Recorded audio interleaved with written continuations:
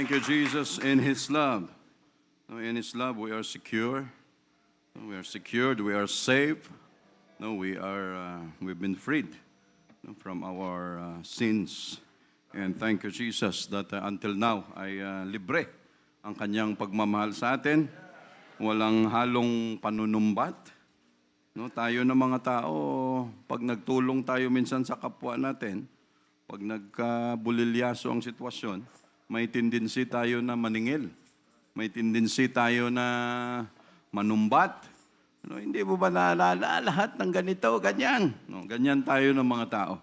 Pero ang Diyos natin na siyang nagbigay ng lahat ng bagay na libre sa atin, ni minsan hindi siya nanunumbat.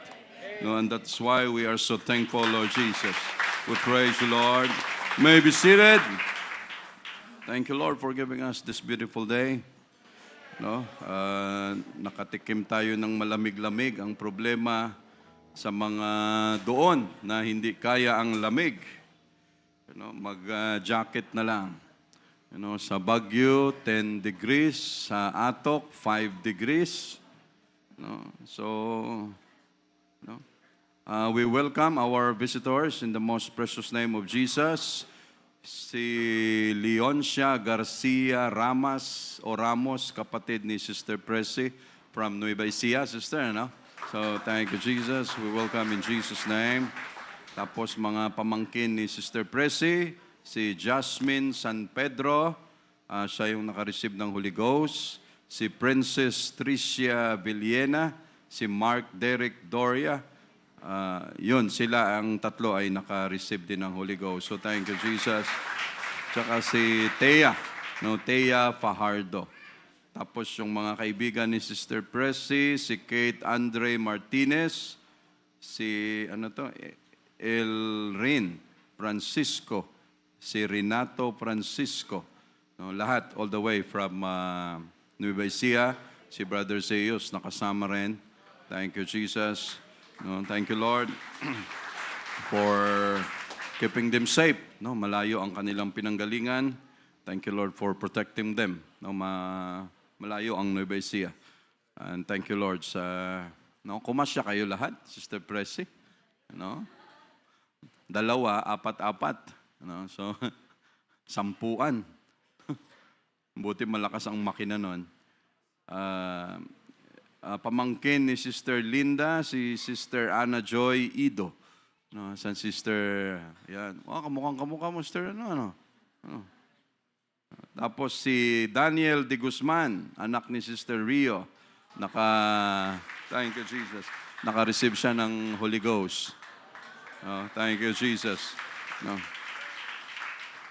Pagbaba nila kanina ng sasakyan, akala ko, sabi ko, paano napunta si Vince kayo nila, brother, kasi pagbaba, pagtalikod ko ulit, sabi ni Stereo, anak ko po yan. So thank you, Jesus, for giving them the Holy Ghost. Thank you so much, Lord. Si Sister Remy. Thank you, Jesus. Sister Remy, we're glad to see you again. We've been praying for you. Pag ikaw may mga karamdaman, hindi ka nakakalimutan naming ipag-pray. And thank you, Lord, for giving you the strength na kaya mo pang gumalaw-galaw. Tapos si Sister Myla. Thank you, Jesus. We praise you so much. Thank you, Lord. Sister Daniela, umiiyak ko. Sige lang, just release it. Thank you, Jesus. Minsan may mga panahon na matagal nating pinagpe-pray. Lord, sana makarating sila sa church. Pero parang hindi nakakarating, Because ang Diyos natin ay may oras siya. Kahit ilang beses nating idulog sa Kanya, pero kung para sa Kanya, hindi pa, antay lang. Di mag-antay tayo. Huwag tayong mainip, huwag tayong magmadali. Dahil ang shortcut ay nakakakurente. Pumuputok. Say, praise the Lord. So thank you, Jesus. Malapit na tayo sa 11:11 sa ating digital 10:45. Yung sa wall clock 10:55. Thank you, Jesus. And Lord, salamat no, sa Brother Ed. How are you, Brother Ed? No, buti hindi ka na umabot sa ospital. Thank you, Lord, for the strength.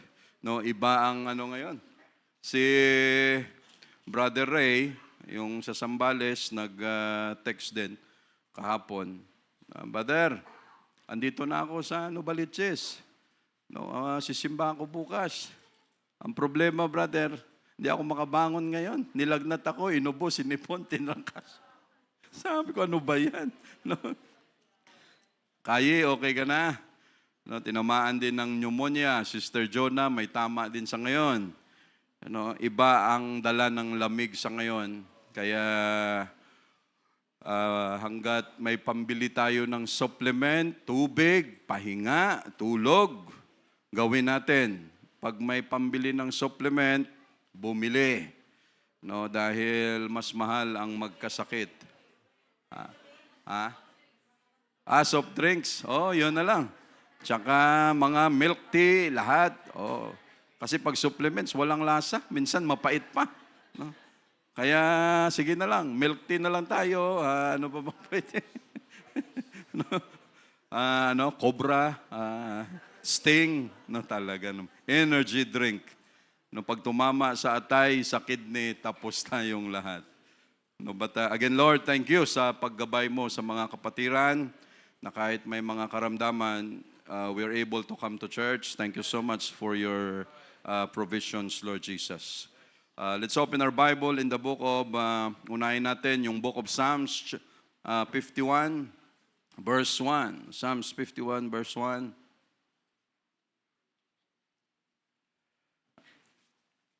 Nag-umpisa na tayo kahapon sa Bilibid, 35, Brother Roland, 33, ang attendance natin doon. 36, tapos may isa naka-receive ng Holy Ghost. So thank you, Jesus, for protecting them sa biyahe. At ganun din, matindi ang mga karamdaman din ng mga tao na sa loob. Madalas, puro baga, Brother Ricky. Kung hindi baga, skin disease, wala eh. Kulang ng tubig, sabon, or anything. Psalms 51, verse 1. Have mercy upon me, O God. Kahabagan mo ako, Panginoon, kaawaan mo ako, according to thy loving kindness. According to your mercy, according sa kagandahan ng iyong kalooban, according unto the multitude of thy tender mercies. Blot out my transgressions. Shall we pray for a while, Lord? Thank you for giving us the strength. Thank you for the healing, Lord Jesus.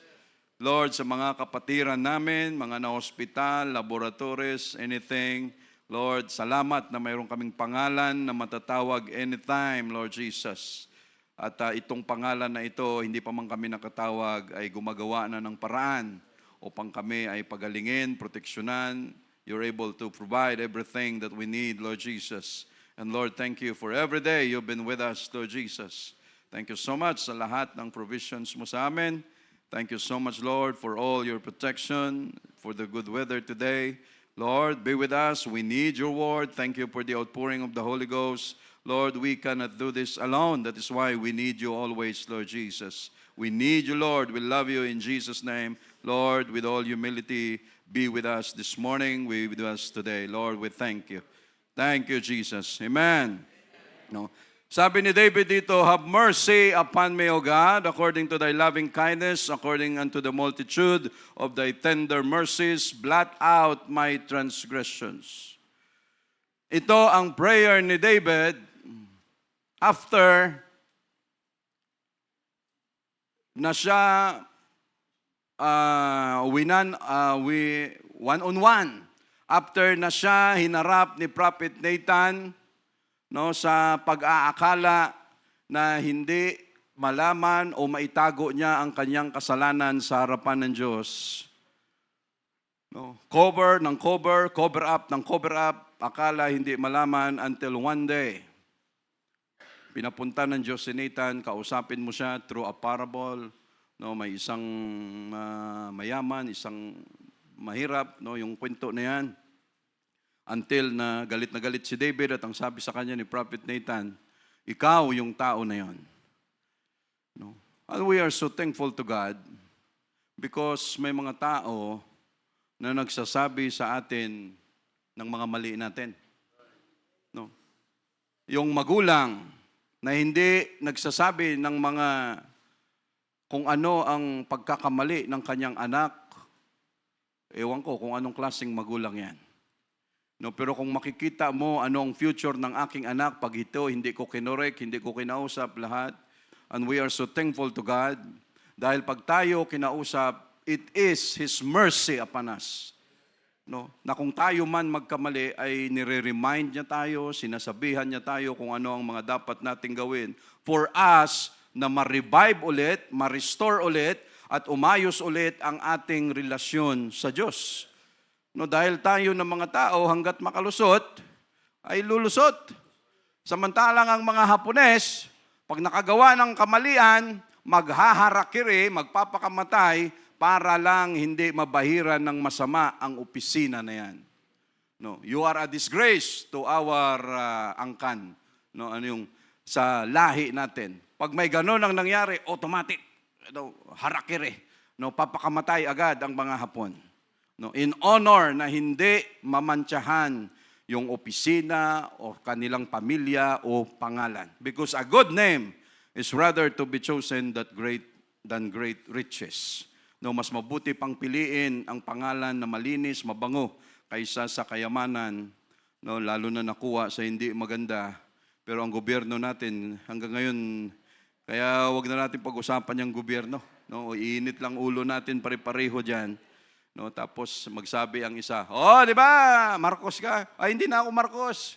No, maya-maya mag-aaway na. No, iba-iba ang prinsipyo. But David, pinapunta si Prophet Nathan for the purpose na si David, no, because sa pagmamahal ng Diyos sa kanya, you are a man after God's own heart. Ayaw ng Diyos na tuluyang masira si David. That is why pinadala si Nathan for him to realize at dapat na siya ay magsisi. And the judgment of the Lord, kung tayo man nakagawa ng kasalanan, ang judgment and mercy of God depende sa kung ano ang reaksyon natin. No. Kung si David, sinabihan ni Prophet Nathan, ganun ba? Nalaman mo? No, wala ka naman doon? No, baka kung saan pa kumalat ito, patayin si Prophet Nathan. No. Pero anong ginawa ni David? Ganun ba? May atraso pala ako sa Diyos. Luhod. No, kaya nabuo ang Psalms 51. 51. No, dahil sa kanyang kasalanan na nagawa sa harapan ng Diyos. No, pero kung si Ahab, ganun ba? Okay, nasaan na yung propeta na nagsabi sa inyo? Patayin natin. No. And again, ang paghatol ng Diyos sa atin na makasalanan depende sa reaksyon natin. No, and because of God's mercy, He has given us salvation. Binigyan niya tayo ng Holy Ghost. We are baptized in His name. Nakareceive tayo ng Holy Ghost. Nabaptize tayo sa tubig sa pangalan ni Jesus Christ for the remission of our sins. At tayo ay nagsisi sa harapan niya. Because of His mercy, He gave us salvation. Binigyan niya tayo ng kaligtasan, but it is our responsibility. It is our duty to keep that salvation. No? Naawa siya sa atin, binigyan niya tayo ng Holy Ghost, binigyan niya tayo ng kaligtasan, pero ang responsibility, ang may duty na trabahuin, paano mapangalagaan ang ating kaligtasan, parte natin yan. No? Sige lang, magsasagutan lang po tayo niyan, that's okay. No, alam mo yung hirap. Minsan pa naman yung mga ubo natin, kung kailan maraming tao, doon siya magpaparamdam. No? Ikaw naman, pigil na pigil ka, hanggat sa yung mukha mo, pulang-pula. No, alam, ibang klase ito. No, lahat na lang ng gamot na inom mo na, walang gana, pero maya magulat ka, wala na rin yung ubo. No, kusa, no, ibang klase. But Lord, again, we're still praying, Lord, na kung ano man ang karamdaman namin, ay wag namang tumagal. No, maayos ka agad. No, and the title of our preaching for today, Keeping Our Spirit Clean in the Sight of God.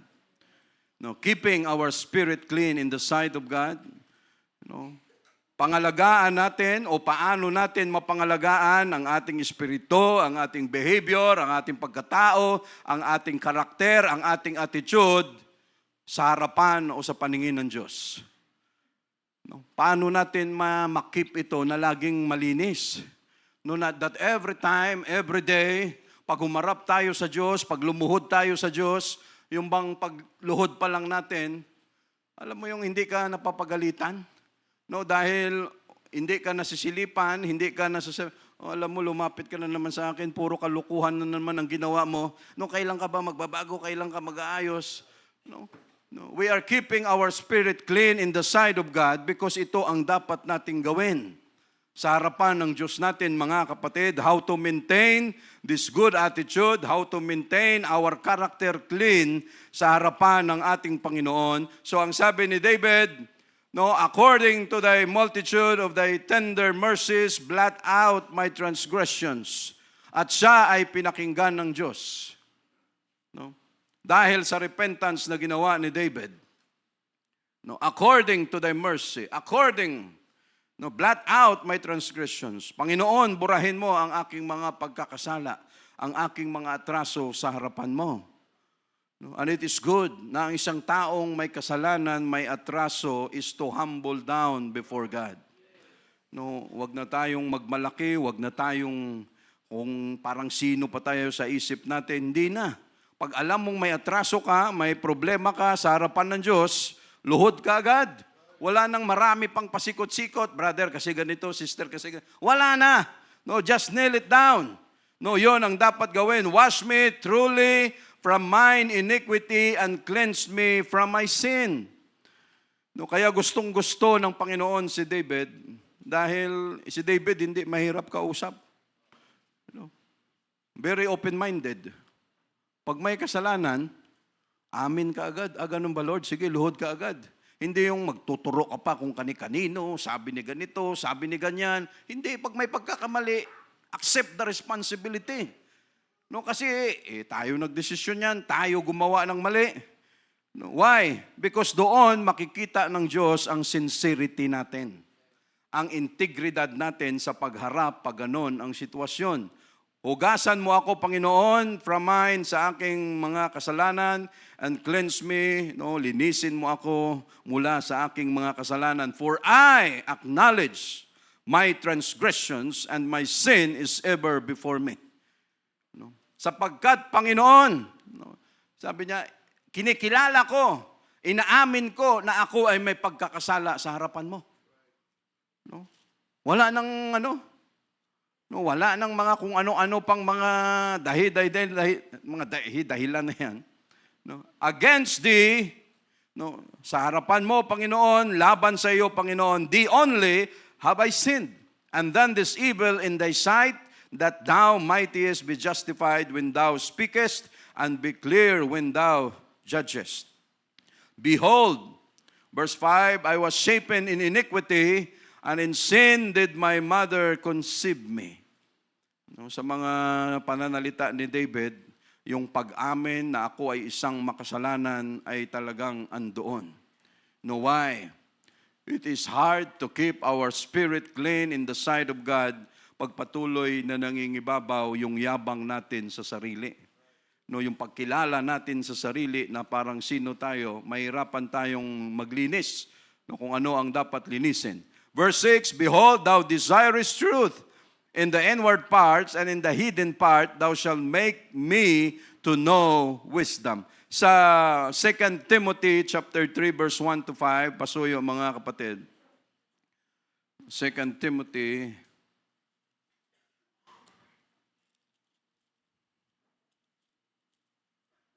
chapter 3 verse 1. Advice ni Paul kay Timothy, this know also that in the last days, perilous times shall come.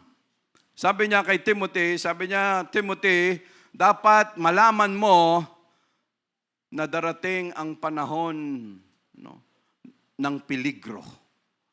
No? Verse 2, for men shall be lovers of their own selves. Sapagkat ang mga tao sa ngayon ay maging makasarili, mapagmahal sa kanilang mga sarili. Sa panahon natin sa ngayon, mga kapatid, hindi ba nangyayari to? No, just imagine 2,000 years ago, sinulat ito ni Paul, no, advice to Timothy kung ano ang mga pwedeng mangyari dahil si Timothy ay bata-bata pa, no, so kailangan niya ng guidance, ng instruction coming from Paul. No, for men shall be lovers of their own selves. No, ang mga tao ay magiging mapagmahal sa kanilang mga sarili. May problema ba pagmahalin mong sarili mo? Wala namang problema doon. No, wag lang sobra-sobra. No, narcissistic ba 'yon? No, si Narciso, Narcisa, no?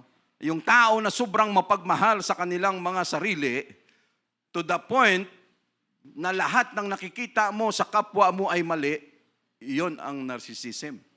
Yon ang pagiging makasarili. Why? No, hindi masama na mahalin natin, alagaan natin ang ating sarili, pero pag sumobra, hindi talaga maganda. No? Describe, itong sabi ni Paul kay Timothy,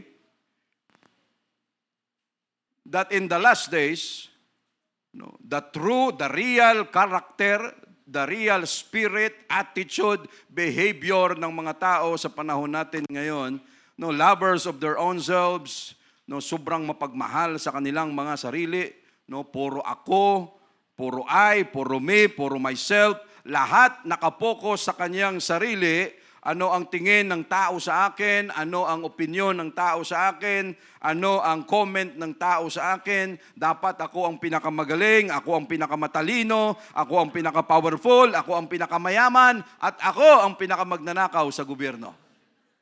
Ano? Lahat ako. Sa panahon natin sa ngayon, balita, pumunta ka dyan sa paligid, lahat saan busy ang tao. Always busy ang tao sa pang-physical na kaanyuan. Busy ang tao pagdating sa pera, pagdating sa gagawin lahat ng kasamaan, magnakaw, mandaya, mang-scam, para lang umasenso sa buhay. No? At pag umasenso sa buhay, sasabihin niya na yun ay biyaya ng Diyos sa kanya. O di ba, hypocrite, no? Mga pariseo. No, mga klase ng mga hypocrite na mga tao. No? Politiko ka, tapos pastor ka pa. No? Isa lang ang intensyon mo dyan. Pasok ka sa lugar na yan, no, para walang iba kung hindi magkamkam ng mga bagay na hindi dapat. No, kung ang karakter ng tao sa ngayon, behavior, no, kung dati mas makasarili, lalo na sa atin ngayon, mga kapatid, na masyado nang naging self-centered ang tao, yung mga kabataan sa ngayon, mas delikado ang kanilang, tawag dito, Generation Y. Yung mga kabataan ngayon, okay lang sa kanila na walang kausap. No? Ngayon pa lang, tinitrain na sila, okay lang na wala kayong kausap. No? Basta andyan ang cellphone. Mula umaga, paggising ng baby. Busy na yung nanay, busy na yung tatay, busy na yung katulong, salpakan ng cellphone, paglaki-laki, elementary hanggang pag high school. Saan siya in love? Sa cellphone. Pero pag hinarap mo sa tao, pag binigyan mo ng kalaro, lahat ng kalaro kaaway, lahat ng kalaro ganito. Why? Hindi na-develop ang kanilang social behavior. No, kung paano sila makasalamuha, hindi na-develop dahil nakatutok doon sa mga gadgets, lalo na yung mga kabataan sa ngayon, mas sila yung mas kawawa. No, pag hindi yan lahat na control, sabay-sabay. Pag nakita mo yung mga kabataan, ibang klase. Lumaki sa barong-barong, pero English speaking. Oh, ibang klase. Ang accent, British. Magugulat ka, siya galing, nagtutulak ng kariton, magulat ka, ultimo badyaw, Inglesero. Can I have? Why, mga kapatid? Lahat andoon. At wala na tayong magawa dyan. Yung mga kabataan, pag hindi sila sumabay sa technology sa ngayon, pagdating ng panahon, kawawa rin sila. Pero ang importante na yan ay ma-regulate, ma-control. No, dahil ano ang problema? Matatalino sila, pero ang kanilang emosyon, giba. No? Pagdating na may tao silang kasama, giba. No, why? Hindi na dahil, no, mula bata pa lang, hindi na sanay na may kausap. No, hindi sila sanay na mayroong binibigyan. No, na sila yung binibigyan. No, na mayroon silang kaaway na bata, na maya-maya, okay naman na sila. No, alam mo yung mga kabataan natin, kahit pagkatapos nyo magsuntukan, bati na naman kayo. No, wag lang samahan ng mga magulang. No, adihado yung anak ko mapuntahan nga. Oh. Ano? Ganon ang pwedeng mangyari. No, why? No, at pag ganon ang mangyari, ang focus ng bata lagi sa kanyang sarili. Self-centered. No, hanggat sa time na wala ng panahon sa Diyos. No, at pag nilapit mo sa Diyos, sino yan? No, dahil ang focus palagi sa kanyang sarili. And it seems everyone, no, is busy sa mga material na bagay, no, pera, physical, no, wala nang pakialam kung ano ang katayuan ng kanilang espiritu sa harapan ng Diyos. No? Busy ang lahat. No? Si Enrile ba may nadala ni piso sa kanyang hukay? No? Si Enrile, di ba, namatay na yun? No? No, sa dami ng kanyang pera, o si Congressman Acop, nakakamatay lang, may nadala ba siyang pera? No? Tapos, no, lahat, but it's a curse. No? Yung pangalan mo na nilalapastangan sa buong Pilipinas, no, curse na yan. No? That is why a good name is rather to be chosen than great riches. No? Pero ito, mga kapatid, no, kahit ngayon sa mga apostolics, no, na long before naging kasamahan natin, no, na ngayon ang mga membro, sabi nila, nasa 4,000 na. No? Tayo, wala pang 200. Pero ang 200 na ito, no, pagdating sa paninindigan at prinsipyo sa harapan ng Diyos, lalaban ito. No, lalaban ito, mga kapatid. Why? No, because we are keeping our spirit clean in the sight of the Lord. No, kung paramihan lang, anong ginawa nila para dumami sila? No, ang dati, ang prinsipyo, kapariho natin. Walang pinagkaiba. No, at tandaan natin, mga kapatid, tayo lang na tao ang nagbabago, pero hindi ang Diyos natin. Hindi ang prinsipyo, hindi ang salita ng Diyos, no, na anong gagawin ngayon, ay mukhang mahina ang pera. No, mukhang hindi tayo yayaman ng gusto. Okay, sa mga babae, pwede na kayong magpapagupit ng buhok. No, pwede na kayong magpantalon. Tapos punta kayo sa church, naka-short. No, pwede na kayong maghikaw. No, kahit ano, pwede na. Sa mga lalakihan, mga kalalakihan, kahit ano, pwede na rin. No? Para lahat makapasok. No? Para dumami ang pera natin. No? Wala na may ibang purpose kung hindi ganun eh. Because if you are concerned sa kung ano ang pananaw ng Diyos, hindi ka magbabago. Kung ano ang tama, kung ano ang prinsipyo na sinasabi ng Biblia, hindi tayo aalis dyan. Pero kung money matters ang pag-usapan, mahina ang pasok, sige, no, lahat pwede na. No, ay tingnan mo, time will come pag siningil ka ng Diyos. No, kaya hanggang ngayon, no, madami sila. Because hindi nila na-maintain to keep their spirit clean in the sight of God. No, at sa lahat ng ginagawa natin, mga kapatid, paglilingkod natin sa Diyos, ito yung pinakamahirap to maintain our righteousness, our holiness before God. No, madali. No, dati, ilang taon po kayo bago naka-receive ng Holy Ghost, Sir Ellen? 5 years? O 5 years. Wala pa siyang Holy Ghost, teacher na siya sa church. No? Sa ngayon, hindi po pwede yan. No? Pagdating mo rito, oy, teacher ka. No? Pero nung time na yon, because it is the need of the time. No, walang magamit, sila pa lang, umpisa pa lang sila, pero after 5 years, naka-receive ng Holy Ghost. Kung ang heart mo wala sa Diyos, at kung hindi matibay, ano bang pinupunta ko rito? 5 years na ako, wala pa rin Holy Ghost? parang hindi ako mahal ng Diyos Ano? Sila, ang bilis-bilis lang Pero ngayon, pagdating mo sa church, receive ka kaagad ng Holy Ghost. No? Ganon kabuti ang Diyos, mga kapatid. No? Pero saan tayo tumibay? Sa mga bagay na yan, because we are maintaining. No? Again, madali ang Diyos magbigay ng salvation sa atin, but to maintain our righteousness, our purity, our holiness before God every day is not easy. No? Yung ma-maintain natin sa harapan ng Diyos that every time we pray, no, yung bang hindi tayo sinasabihan ng Diyos, o ano na naman ang kalukuhan ginawa mo, paiyak-iyak ka na naman dyan. Buti hindi ganun ang Diyos natin No? Why? Because it is not easy, hindi madali. Pero it is our responsibility, mga kapatid, that every day we must keep our spirit clean in the sight of God. No, kaya nung nalaman ni David, Lord, ganun ba? No, nakita mo pala yung ginawa ko, akala ko libre na ako No, walang makatago sa harapan ng Diyos. No, kaya anong ginawa ni David? No, hindi po pwede, Lord. Madumi na pala ako sa harapan mo. So anong dapat kong gawin? Lord, kaagad-agad, hugasan mo ako. No, wag manatili ang dumi na ito. Why? Yun ang dapat gawin. To maintain our relationship before God.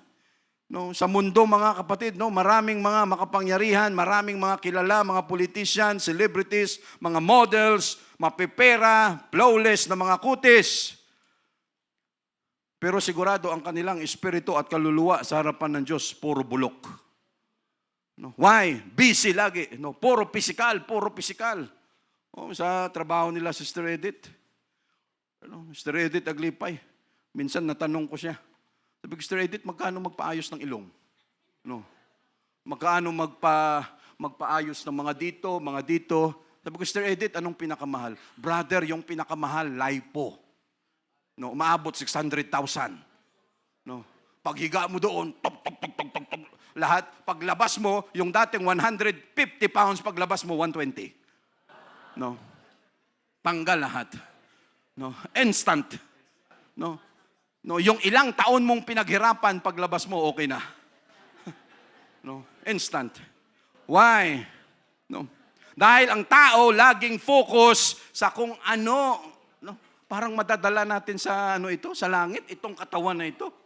That is why nung sabi ng Diyos, huwag kayong mag-impok, huwag kayong mag-ipon ng kayamanan dito sa lupa dahil lahat yan nasisira, nabubulok, nananakaw. Sabi niya doon sa langit. Paano tayo mag-ipon, mga kapatid, sa langit? Itong espiritu natin. No, ito ang inaayos natin sa harapan ng Diyos that every time we come to Him, no, nakakaipon, nakakabigay tayo ng kabutihan sa harapan ng Diyos. No, ito ang ugali natin, ang inaharos natin sa harapan niya. No, ang kagaya niyan, mag-iipon at saka addictive. No, Sister Edith, addictive. Pag naumpisahan mo na yung ilong mo, ano pa yung diferensya rito? Parang, no? So, okay. Tainga naman o pisngi naman. No? No? Tapos kailangan may divided chin, may ka rito. No? No, why? Chin. No, masyadong focus sa sarili. Kung tayo, mga kapatid, at kung ang tao nag-iisip, no, Lord, pag ako namatay, lahat ng ito, bulok. Lahat ng ito mawawala. Lord, ano pa ang dapat kong ayusin? Lord, kung ako busy sa pag-asikaso ng aking laman na mapupunta lang sa wala, Lord, yung espiritu ko kaya, no? Lord, yung aking kaluluwa kaya, baka pagdating ng panahon, masingil mo ako rito Pero ang tao, hindi nag-iisip. No? Dire-diretso lang, tuloy-tuloy lang. But iba tayo, mga kapatid, sa harapan ng Diyos. We are peculiar. We are one of the kind. No? Na kung ang tao sa ngayon, ang puro focus, puro pansarili, puro physical. Pero iba tayo sa harapan ng Diyos, mga kapatid. Bakit tayo pabalik-balik sa church? Nagpapakahirap tayo pumunta on a Wednesday, pupunta tayo whole day ng Sunday sa church, may mga ibang activity pa, nagpipray pa tayo. Para saan yan? Para to keep our spirit clean in the sight of God. No? Kasi kung pagandahan lang ang usapan, pagwapuhan lang ang usapan, ay wala tayong panalo no? Sa mga tao dyan sa labas. No? Pero yan ang gusto nating ayusin, trabahuin, mga kapatid. No, so ano ang mga No, ano ang sabi rito? Covetous, no, mga tao mapagmahal sa salapi. No? Boasters, no, yung mayayabang, no, mapagmataas, no, mahangin, proud, no, halos the same meaning, blasphemers, no, disobedient to parents, no, mga walang ayaw sumunod sa mga magulang, unthankful, no, walang pagpapasalamat, unholy, without natural affection. Mas gusto pang magmahalan ng babae at babae, lalaki at lalaki kaysa sa natural affection. Na ang lalaki dapat mahalin babae, dapat ibigin babae, yung babae dapat ibigin lalaki. Pero mas malala sa ngayon. Ang mahal nila ngayon, aso't pusa. No, mas malala. No. No, dati ganun lang eh. Pero ngayon, parehong nagtutulak ng stroller, ng no, pareho sila, parehong babae, parehong lalaki, no, naka-holding hand silang dalawa, tapos yung tinutulak, dalawang aso, no, our fur baby, no, and we are the fur parents, no, no, just imagine mga kapatid, no, just imagine kung gaano, no, kasuklam-suklam na ng ating behavior ng ating espiritu sa harapan ng Diyos. No? That is why pag binasa natin ang Biblia, ilang generation, ilang beses, magmula pa kay Noah, magmula pa sa Sodom and Gomorrah, no, napakaraming instances. No? In every generations, ang Diyos, grabe ang kanyang kasuklam-suklam. Why? No, yung espiritu, yung behavior na pinipakita ng tao sa harapan ng Diyos ay talagang isusuka na ng Diyos. No, and Lord, we are so grateful. You've given us the Holy Ghost. You've given us the understanding na kahit kami, kahit nahihirapan, but we must keep our spirit clean. No, in the eyes of God. No, in the sight of the Lord. Kahit mahirap mga kapatid, it is our duty. Because this is the way na ma-maintain natin ang ating relasyon sa Diyos na laging maganda ang tingin niya sa atin. No, kasi kung wala nang gumagawa nito, kung ang mundo ngayon wala nang pakialam sa kung ano ang sabihin ng Diyos, tayo mayroon. No, kaya mini-maintain natin to, Lord, kailangan i-keep namin ito. Punta tayo sa church, prayer natin, no, mamaya mapag-aralan natin yan dyan. No, so, truce breakers, no, mga troublemakers, false accusers, no, mga sa gobyerno natin, hindi na natin maintindihan, no, mga false accusers o no, mga peke, mga hindi tunay na mga akusasyon, incontinent, no, mga walang pagpipigil, walang control sa sarili, despisers of those that are good, no, yung mga humahamak, nagbabaliwala ng mga bagay na dapat na mabuti, wala na silang pakialam diyan. Traitors, mga traidor, heady, no, matitigas ang ulo, high-minded, no, mayayabang, lovers of pleasures more than the lovers of God. No. No, mas mahal pa ang mga bagay, no, na mga walang kakwenta-kwenta kaysa sa mahalin ang Diyos. Verse 5, having a form of godliness, no, mayroon silang anyo ng pagiging makadiyos, but denying the power thereof. From such, turn away. No, kaya tayo nag-iingat, no, sa ating pakikisalamuha din sa labas, sa kapwa natin, kung kani-kanino pa man, because we are maintaining in the sight of God na dapat malinis palagi ang ating espiritu, ang ating behavior, ang ating pagkatao, mga kapatid, sa harapan ng Diyos. We say, praise the Lord. So ito, mga kapatid, no, ano ang dapat nating gawin para manatili, ma-maintain natin na malinis ang ating espiritu, ang ating behavior sa harapan ng Diyos. Proverbs 4:20. Ano ang advice ni Solomon dito, mga kapatid? 4:20. My son, no, attend to my words, incline thine ear unto my saying. Tagalogin natin, ano? No, anak ko, makinig ka sa aking mga salita. Ikiling mo ang iyong pakinig sa aking mga sabi. That is why, pag nagbigay tayo ng instruction, harap-harapan. No, brother, sister, o ganito, ganyan, o anak, ganito, ganyan, para makuha niya talaga kung ano ang ibig sabihin. No? At ano ang sinasabi, makinig ka ng maayos. No, kasi mayroon kang kausap, pero kung saan-saan nakatingin. No, gusto mong kausapin, saan-saan nakatingin, binigyan mo ng instruction, pagbalik, mali. No, dahil iba ang pick up. No, so dapat my focus, keep my son, attend to my words, incline thine ear unto my sayings. Verse 21, let them not depart from thine eyes. Keep them in the midst of thine heart. No, huwag mangaghiwalay sa iyong mga mata. Ingatan mo sa kaibuturan ng iyong puso. No, coming from the wisest man, no, na nabuhay dito sa mundo. Verse 22, for they are the life unto those that find them, and health to all their flesh. No, ang advices, yung mga pangaral, sapagkat sa mga nakakasumpong, mga nakakakita, at kagalingan sa buo nilang katawan. Verse 23, keep thy heart with all diligence, for out of it are the issues of life. No, ingatan mo ang iyong puso ng buong sikap, sapagkat dinadaluyan ng buhay. Itong heart natin, mga kapatid, based on medical, based on science, ano ang sabi ng Word of God? Keep thy heart with all diligence, for out of it are the issues of life. No, meron tayong doktora rito. No, ang central, lahat, issues of life. Medical, katawan natin, lahat dito dumadaloy sa puso natin. No, central nerves, mga aorta, mga dugo natin dyan, lahat, dito, bubuga, higop, bubuga, lahat. Kaya pag hindi lang pumitik saglit, patay ka rin. Issues of life.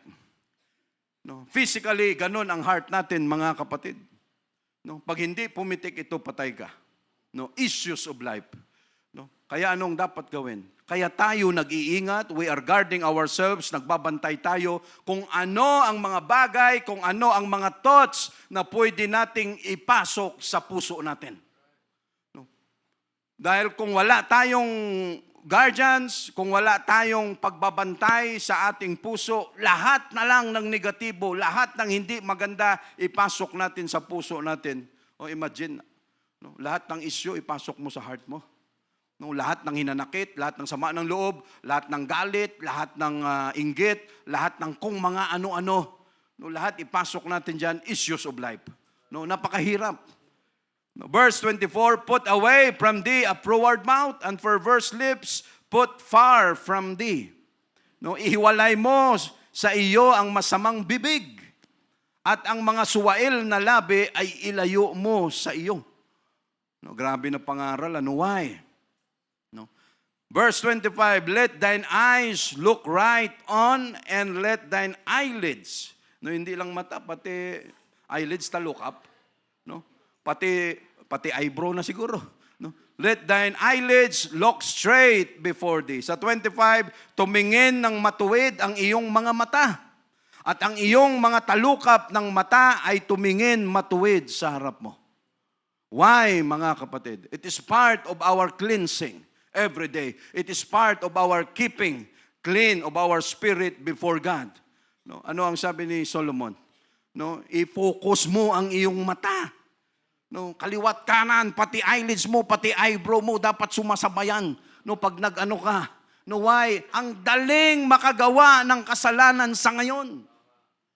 Kung sa panahon nila na naabutan pa natin, na pag inano dito, malaman lang na nanood ka ng TV, para ka nang isusumpa. Brother, siya nanood ng TV. May TV pa sila sa bahay nila. Sa ngayon, dati wala tayong TV. Pero, pag kayo lang sa bahay, lahat kayo apostolic, posible. Pero wag mong ipilit, kung may hindi ka kasama na taga-church, wag mong ipilit na walang TV. Kasi hindi mabubuhay ang tao sa labas na walang TV before. Pero ang TV sa ngayon, obsolete na. Wala ng kwenta ang TV sa ngayon. Akala natin, yon ang makakasira ng ating kaisipan, yon ang makakasira ng ating emosyon. Hindi pala. No. Why? No? Ngayon, lahat tayo may cellphone. No, napakaliit na bagay. Ang TV natin, ang lalaki, palakihan ng screen. Dati, mas malaki ang screen, napakamahal, no, 100 inches, 96 inches, napakamahal. Sa ngayon, pamura ng pamura. Dahil nga sa cellphone, ang tao wala nang gana sa TV. Andon na lahat sa cellphone. At sa ngayon, mas mabilis na makagawa ang tao ng kasalanan, matanda man o bata. May talino o wala. Basta may internet, basta may cellphone ka, no, you are entitled and you are qualified na makagawa ng kasalanan. No? That is why, nung sabi ni Solomon, keep your focus. No? Yung mata mo dapat dito lang. No? Huwag kang lilihis, huwag kang gaganito. Why? Ang dami sa paligid. Hawakan mo lang to. No? Pumasok ka lang sa CR saglit. Pag may pumasok na masama sa iyong kaisipan, pagdating mo sa CR, paglabas mo, wala na yung joy na yan sa puso natin. No? Pumasok ka lang saglit sa private moment mo at gagawa ka ng hindi maganda. Paglabas mo, pagpunta mo sa church, that joy will be lost. No, why? Namantsahan na. Nung may atraso ka na sa harapan ng Diyos. No, that is why when we worship, no, ang daming, sabihin mo, kalahati, puro may atraso sa harapan ng Diyos. No, mahirapan tayong lumipad in our worship. Why? No, marami pang nasa repentance mode. Lord, patawad mo na. Lord, sana hindi pa rapture. Kailangan malinis ko to sa harapan mo. No, alam mo yung mga ganon. No, that is why sabi ni Solomon, no, keep your focus. No, huwag malihis. No, at sa time nila, wala pang cellphone, wala pang TV, wala pang magazine, wala pa kahit ano. Pero during that time, masama na rin ang isip ng tao. How much more sa time natin ngayon? No. At yung mga tao dyan sa labas, wala na tayo dyan. Kung wala silang pakialam sa Diyos, wala silang iniisip kung ano ang reaksyon ng Diyos. Pero tayo mayroon, mga kapatid. No, tayo ang binigyan ng kaligtasan niya at sa maliit na bagay pa lang na ito, pag hindi tayo nag-ingat, paulit-ulit tayo rito. No, and we are not saying na may gumagawa niyan. Wala namang lumalapit sa akin, wala namang lumalapit sa leaders. No, brother, no, may gumawa ng ganito. Walang ganun. But we are always guarding ourselves. No? Lahat tayo. No? Binabantayan natin that every time we come to God, nililinis natin yung sarili natin. Why? No? Yung maliit na bagay na ito. No? Kakascroll mo dyan. Mamaya, alam mo yung para kang ginaguide. No? Para kang ginaguide ni Satanas, papunta talaga sa impyerno. Na pag hindi tayo mag-ingat, unang tingin mo, ay okay lang yan. Diyan ka pumunta. Maya-maya, magugulat ka. Lahat ng no? Pag ang tinitingnan mo, lahat tungkol sa supplements, lahat ipoprovide sa iyo supplements. No? Pag ang pinoprovide sa iyo, lahat ng kalukuhan dyan, ay expect mo, yun din ang ipoprovide sa iyo. No? At ano ang mangyayari? No? Pag ang espiritu natin, pag ang behavior natin, hindi na malinis sa harapan ng Diyos, maya-maya, mainit na lagi ang ulo mo. No, why? You are troubled. No? Mayroon kang dapat i-fix sa sarili, sa harapan ng Diyos. No, dahil hindi mo maayos-ayos, anong mangyayari ngayon? Trouble ka na ngayon. No, lagi nang mainit ang ulo mo. Pag may kausap ka, may kaharap ka, why? No, mayroon kang unsettled issues before God na hindi malinis-linis. No? That is why, sabi niya, tumingin ng matuwid ang iyong mga mata at ang iyong mga talukap ng mata ay tumingin ng matuwid sa harap mo. That is why we keep on praying. No, lagi tayong lumuluhod sa harapan ng Diyos. No, Lord, keep our heart cleansed. No, linisin mo ang aming mga puso, Panginoon. Verse 26, ponder the path of thy feet and let all thy ways be established. No, papanatagin mo ang iyong landas ng iyong mga paa at mga tatag ang lahat ng iyong lakad. Bibiruan nga kami kahapon dyan. No, kasi si Brother Julius nag-aasikaso ng kanyang senior citizen na ID. No? So ang kailangan niyang gawin, ipa-cancel daw yung kanyang ID doon sa Bacolod para mabigyan siya dito ng bagong ID ng senior citizen. No? Yung gobyerno natin, ibang klase, no? No? Wala nga akong pangkain, pupunta pa ako ng Bacolod, babalik pa ako. No, imagine, para lang mabigyan siya. Oh, just imagine that. No? No? No? No? So ano ang aming usapan? No, ano ang sabi ng Word of God, mga kapatid? No? Ang ating mga paa, maging matatag ito. No? Mayroon tayong mga choices, nag-iingat tayo. Sabi namin, pag nakuha mo na yung senior citizen mo, every Monday, libre ka sa sinihan. Yeah, Lunes po ba yun? No? No, kaya ang Fisher Mall, magulat ka dyan. No, lahat, puro senior, makita mo sa Fisher Mall, tapos gagawin nilang tambayan ang Dunkin Donuts. Yung mga customer, walang mapwestuhan kasi sila lahat nakaupo doon. No, minsan daw, may dumating pa na senior Miss, sabi sa crew, bigyan mo ako ng tubig. Akala mo mag-order pero nangingi ng tubig. Tapos tatambay lang. No? So sabi namin kay Brother Julius, basta pagpasok mo sa sinihan, ipikit mo lang ang mata mo. No? Tapos, kunyari, natutulog ka lang doon. No? Sabi niya, brother, baka magkagulatan, may kasama rin pala akong senior na taga-church. Ano? No. Why? No. Iniingatan natin ang ating... No, hindi lang isip, hindi lang mga mata natin, hindi lang ang puso natin, pati mga paa natin, iniingatan natin ito kung saan nakakarating. No? Sa mga lugar na hindi dapat, nag-iingat tayo dyan. No? Pati ito, iniingatan natin no, kung saan-saan mapunta. No? So bahala ka na, Brother Julius. No? No? Verse 27, turn not to the right hand nor to the left, remove thy foot from evil. Huwag kang lumiko sa kanan o sa kaliwa man, ihiwalay mo ang iyong puso no, sa kasamaan.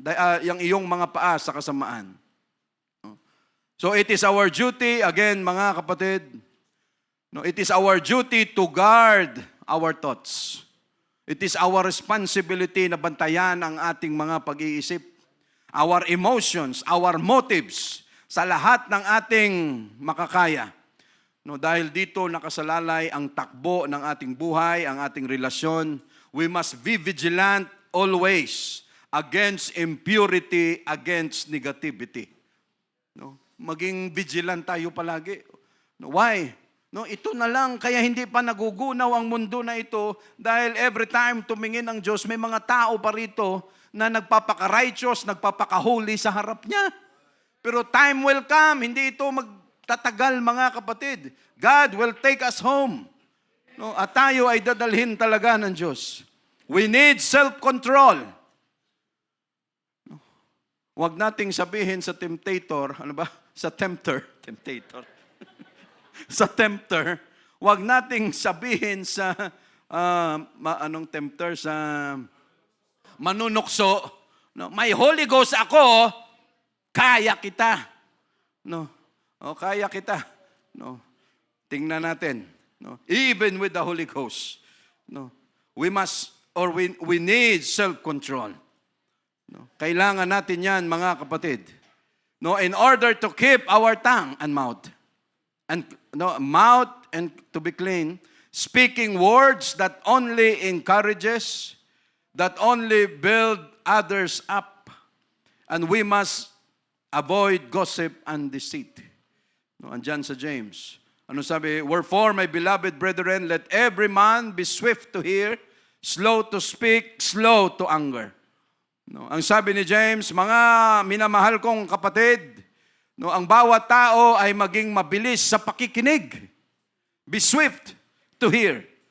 No, maging mabilis tayo sa pakikinig ng instruction ng Word of God, ng salita ng Diyos, hindi sa chismis. Ewan ko, may mga tao talaga na pag ang pinag-usapan Word of God, 1 minute pa lang, wala nang gana, tumba na. Pero pag ang pinag-usapan buhay ng tao, ay terrible. Pati detalye ng apo, ng lahat, kung ano nangyari, lugar, bakit natatandaan? No? Alam mo ba kung talagang No, kung pwede, tumahimik ka na, puro tao na lang yung pinag-uusapan mo. No, why?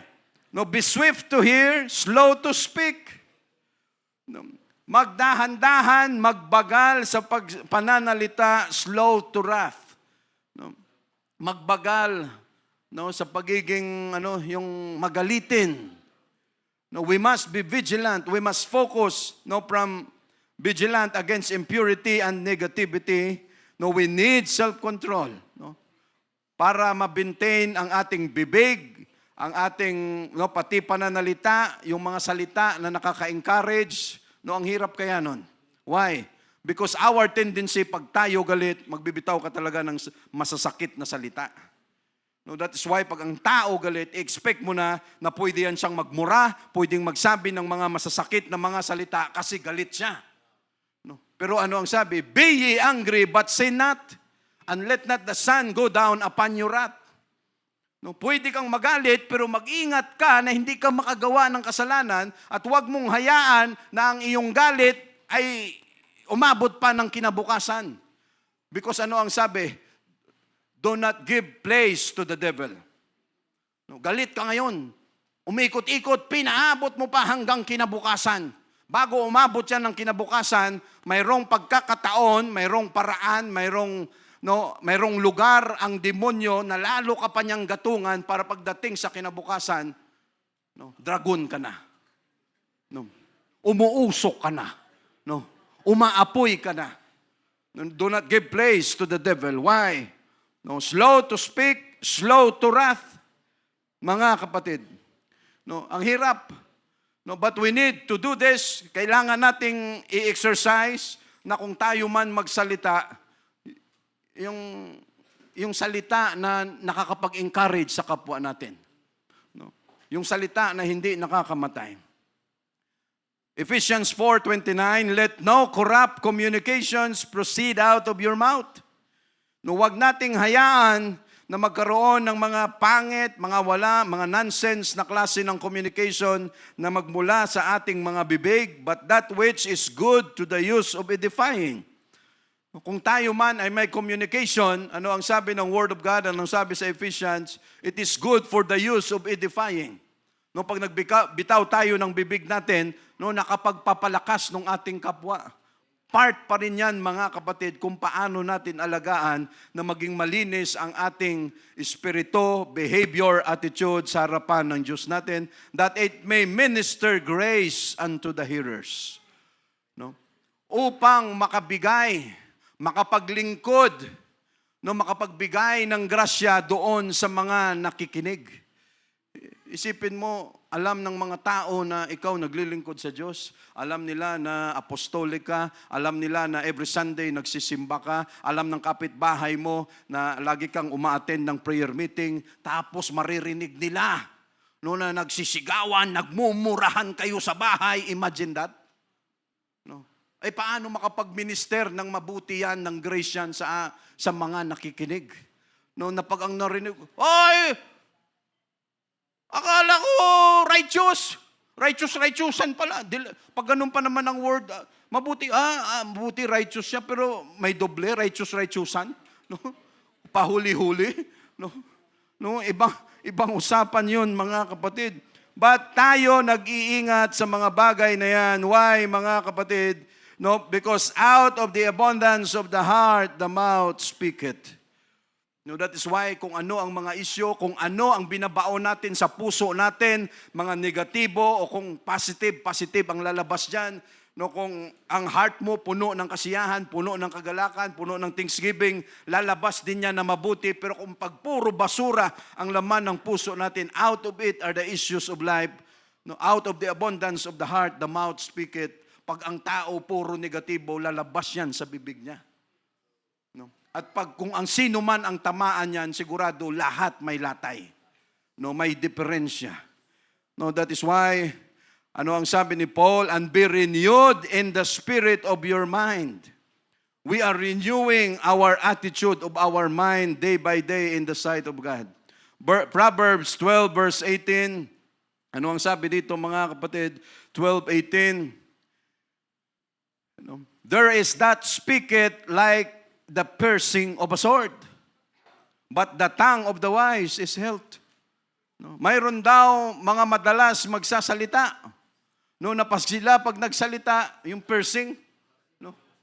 Parang espada na pag ikaw ang kaharap at sinabihan, akala mo tinutusok ka ng espada. Mayroon bang mga taong ganon? Marami. No?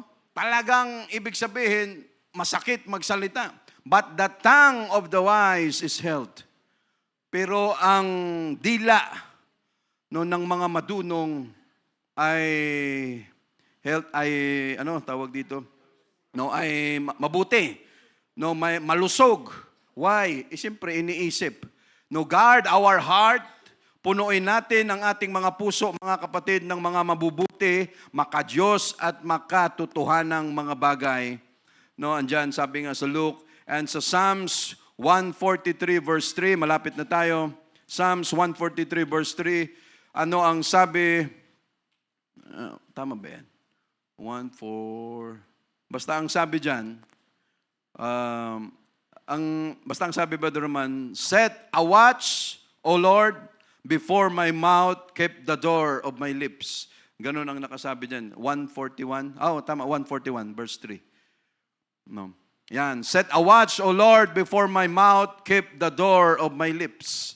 No, kahit si David mismo, nananalangin, Panginoon, tulungan mo ako, lagyan mo ng guard o gwardya ang aking mga bibig, lagyan mo ng trangkahan ang aking mga lips. No, ibig sabihin, we must know how to use, mga kapatid, we must know how, ibig sabihin, may timing. Kung kailan tayo pwede magsalita, kung kailan tayo pwede manahimik, kung kailan tayo pwedeng magbigay ng mga advices or anything, ibig sabihin may timing. Whoso keepeth his mouth, sa Proverbs 21:23, malapit na tayo. 21:23, whoso keepeth his mouth and his tongue keepeth his soul from troubles. Guarding our tongue is the secret of peace and contentment. Whoso keepeth his mouth. Pag ang tao sobrang daldal, his mouth and his tongue keepeth his soul from troubles. Kaya dati may mga penalty, mga panahon pa ng mga sobrang tagal na, mga medieval times, mga ganon. Ano ang ginagawa? Pinuputulan ng dila. Alika rito, spy ka. Pang, putol yung dila. But whoso keepeth his mouth and his tongue keepeth his soul from troubles. Sino na yung nabarangay dito dahil sa chismis? Sigurado wala. No. Pero andyan, lalo na sa mga kapitbahay natin, lalo na sa mga areas na maraming tao, squatter areas, sa mga siksikan yung mga pamamahay, i-expect mo na. Mayroon talagang, kaya nga ang sabi nila, yung pinaka-chismoso, yung barangay kapitan. Dahil lahat ng isyo dinadala sa kapitan. Lahat si ganito, ganyan. Why? And it is really true. Pag ang tao masyadong madaldal, walang kontrol sa kanyang bibig, marami siyang trouble sa buhay. Why? Ang dami mong sagutin. Ganito lahat, kwento ka lang, walang tigil, walang ganito.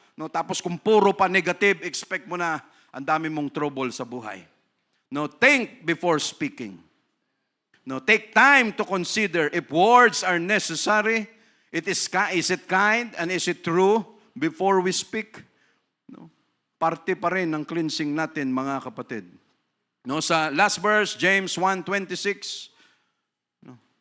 Last verse natin ito. If any man among you seem to be religious, sabi ni James, and bridle not his tongue, but deceiveth his own heart, this man's religion is vain. Ano sa Tagalog? Kung sino man ang nag-iisip na siya ay relihiyoso, samantalang hindi pinipigil ang kanyang dila, wala siyang kontrol, kundi dinadaya ang kanyang puso, ang relihiyon ng tao na ito ay walang kwenta, walang kabuluhan. Kaya tayo nag-iingat, mga kapatid, we are guarding ourselves. No, because ang gusto nating mangyari that when time comes, pagdating man ng rapture, lahat tayo ay makasama at sabihin ng Diyos natin, job well done. No, why? Because we keep our spirit clean in His sight every day. It is not easy, mga kapatid, but it is our responsibility na panatilihing malinis ang ating kaluluwa, ang ating attitude, ang ating espiritu sa harapan ng Diyos every day. Thank you, Jesus. We praise you, Lord.